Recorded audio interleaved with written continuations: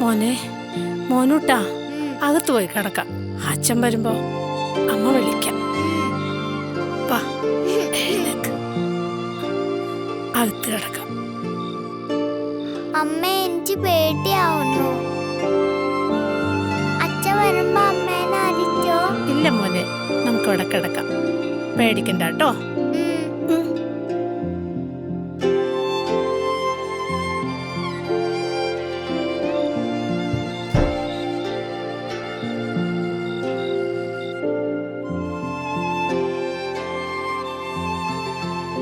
പൊന്നുറങ്ങിക്കോട്ടോ.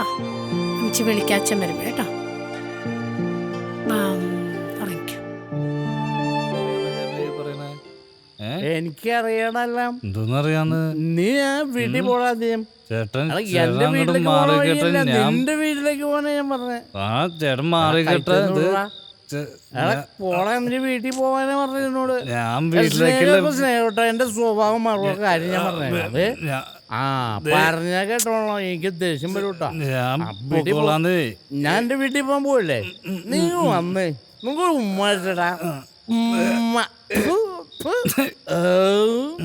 മോളമ്മ ഇനി എന്നെ വീട്ടിൽ ചെല്ലുമ്പോ വീട്ടിൽ കയറ്റാവോ?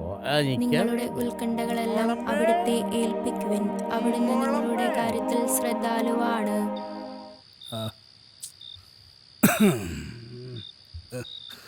എല്ലാവരും കിടന്നതാണ്. ആരുമില്ല, പക്ഷിയില്ല, ആരുമില്ല. ഇതെന്താ ലൈറ്റും തെളിഞ്ഞത്? എന്റെ ദൈവമേ, 4 കാലാണ് ഇന്ന്. ഇനി ആ കൊച്ചിനെ എഴുന്നേപ്പിക്കും. എന്റെ വിധി അല്ലാതെ എന്ത്.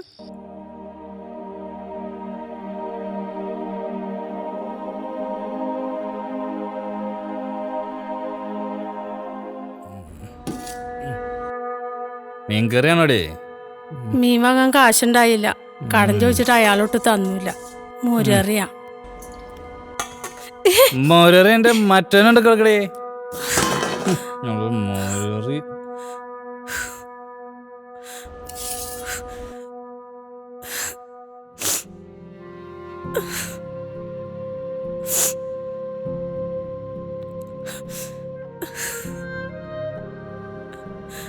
അമ്മേ, ചോറ് വേണം മോനെ? അവിടെ ഇരിക്കും.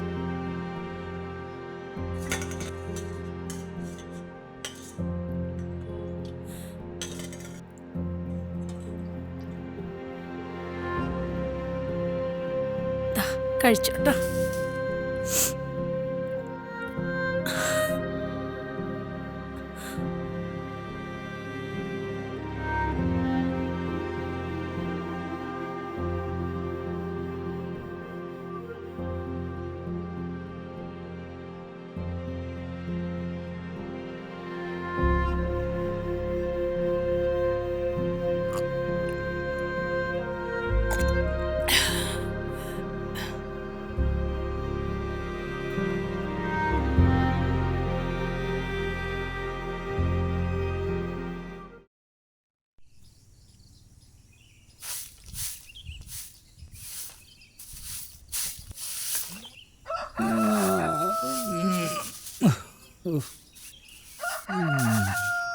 ചായ എടുക്കടി.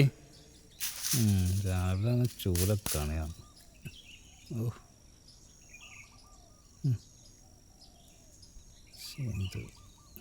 കുറച്ച് മിനിറ്റില്ല.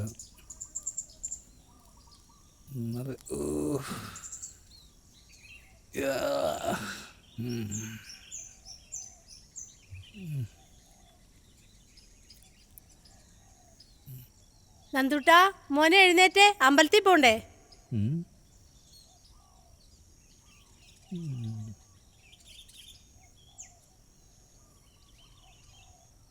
ചോദിച്ചേട്ടോ എണീറ്റിട്ടുണ്ടാവില്ലായിരിക്കും.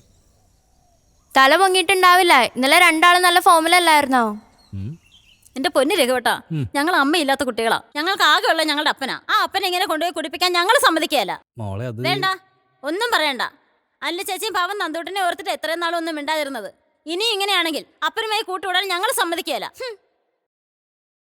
അല്ല, നീ ഇവിടെ എന്തെടുക്കാ? ചെടി നനയ്ക്കുവായിരുന്നു. കയറി പൊടിയകത്ത്.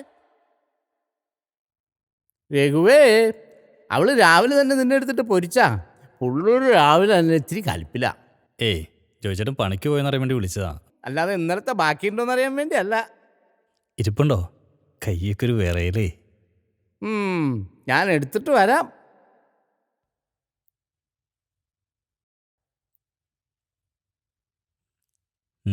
ഇവളെങ്ങോട്ടാണോ പോയി രാവിലെ തന്നെ ഒരുങ്ങി കിട്ടി? രഘുവേട്ടാ, ഞാൻ പോയിട്ട് വരാം. എങ്ങോട്ടാ? വീട്ടിൽ നിന്ന് വിളിച്ചിട്ടുണ്ടായിരുന്നു. അമ്മായിക്ക് അസുഖം കൂടുതലാന്നും പറഞ്ഞ്. നന്നായി. അമ്മേ, ഞാനും വന്നോട്ടെ? എത്ര നേരമായി വിളിക്കണോ നിന്നെ? എഴുന്നേറ്റില്ലല്ലോ. ബസ് ഇപ്പം വരും. അമ്മ പോയിട്ട് വരാട്ടോ. പോട്ടേട്ടോ.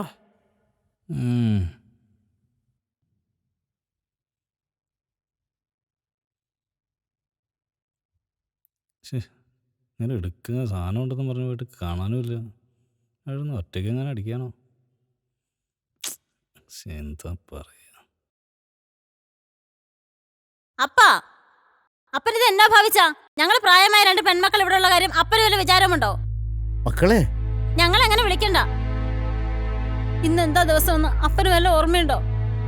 നമ്മുടെ അമ്മച്ചി സുഖമില്ലാതെ ആശുപത്രി പോവാന്ന് പറഞ്ഞ് ഈ വീട്ടിൽ നിന്ന് ഇറങ്ങിയിട്ട് ഇന്നേക്ക് 1 മാസമായി. കർത്താവേ, ഞാൻ പിന്നെ തിരികെ കൊണ്ടിരുന്നത് ഒരു കെട്ട് തുണിയിൽ പൊതിഞ്ഞാണ്. ചേച്ചി മതി. അമ്മ പോയത് ആശുപത്രിയിലേക്കല്ല. അപ്പൻ തലേന്ന് രാത്രി വഴക്കുണ്ടാക്കി ഇവിടെ നിന്ന് ഇറങ്ങിപ്പോയപ്പോ അപ്പനൊരാപത്തും വരുത്തരുതേ എന്ന് സകല പുണ്യാളന്മാരെ വിളിച്ച് പ്രാർത്ഥിക്കാൻ വേണ്ടിയാ. തിരിച്ചു വരുന്ന വഴിക്ക് പുറകിൽ നിന്ന് വരുന്ന ബൈക്കടിച്ച് അമ്മ പോയെന്നാ കണ്ടവര് പറയുന്നത്.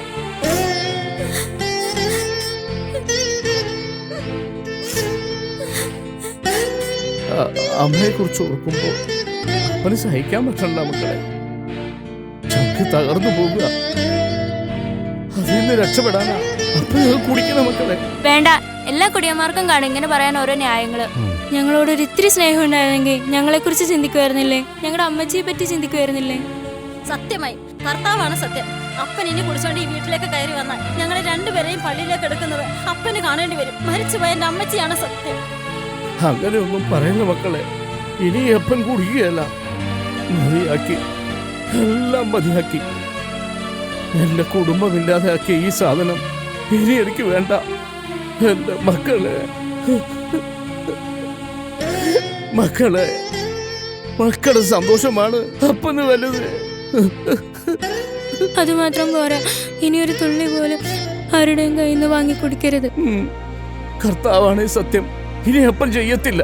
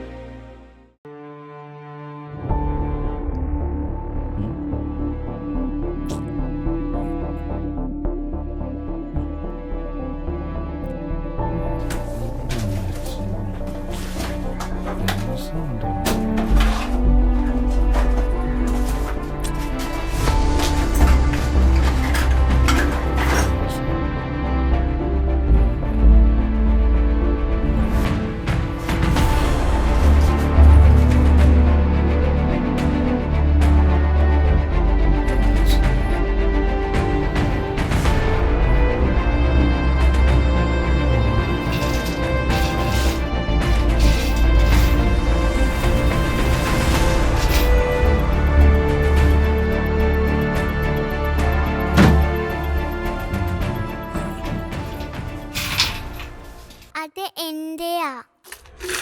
ദാ, അത് എന്റെ അമ്മ വരുമ്പോ ഞാൻ പറഞ്ഞോർത്തു. ഇത് വിടറ മാറിക്കടാ. നീ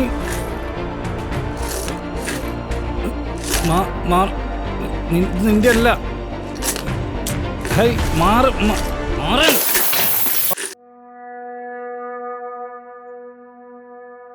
അമ്മേ, തൊലഞ്ഞു പോട്ടെ.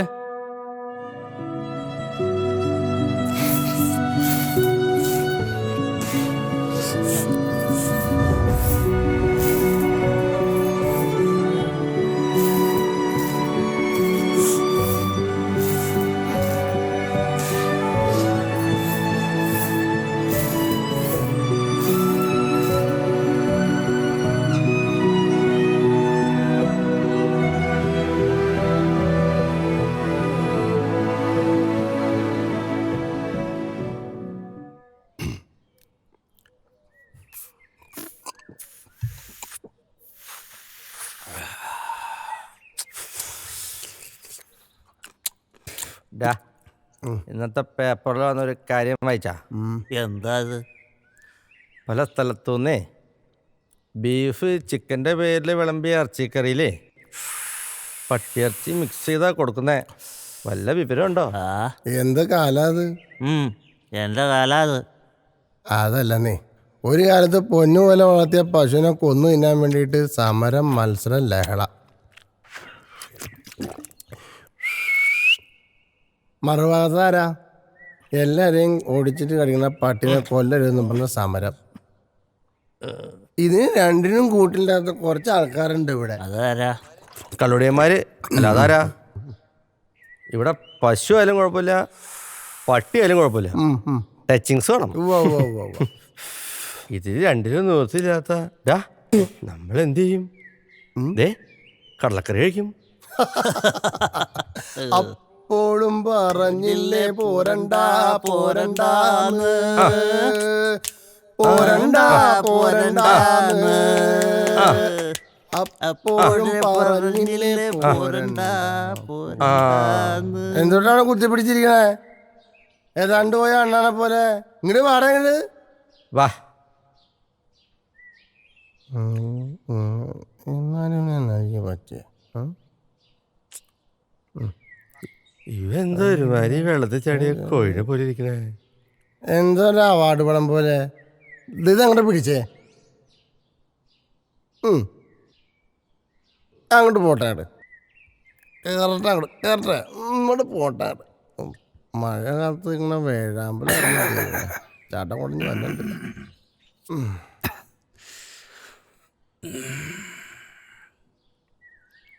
നീർക്കാൻ വെള്ളത്തിൽ വന്നതോ?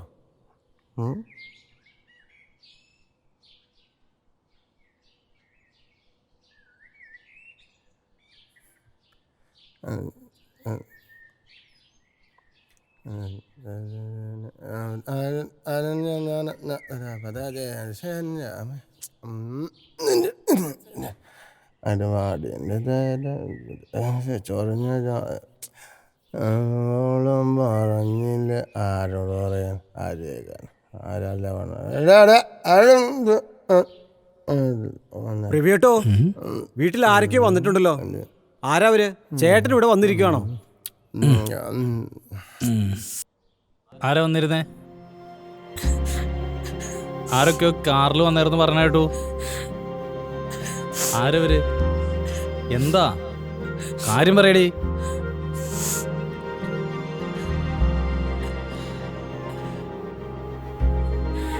ജപ്തി നോട്ടീസാ. രഘുവേട്ടന് മനസ്സിലായില്ലേ? കൂട്ടുകൂടി കള്ളു കുടിച്ച് വെളിവില്ലാത്ത നേരത്ത് ഓരോരുത്തർക്കും ജാമ്യം നിൽക്കുമ്പോ ഓർക്കണായിരുന്നു. ഇനി എല്ലാവർക്കും കൂടി പേരുവഴിയിലോട്ട് ഇറങ്ങാം.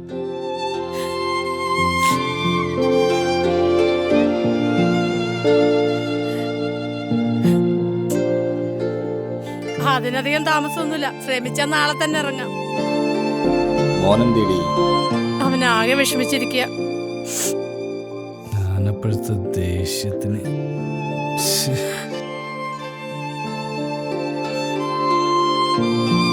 മോനുട്ടാ,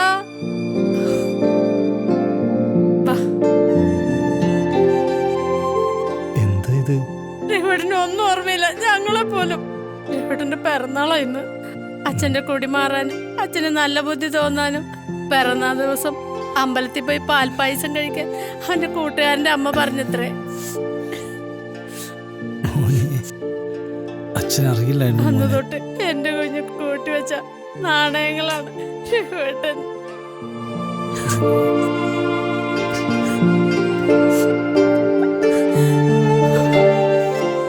അച്ഛനോട് ഓർക്കണം മോൻ.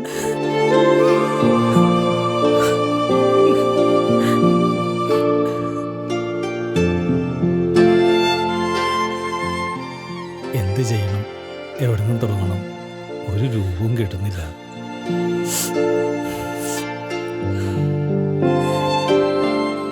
ഞാനുണ്ട് രഘുവേട്ടനൊപ്പം. കഴിഞ്ഞതെല്ലാം മറന്ന് ഇവന് വേണ്ടി ജീവിക്കാം.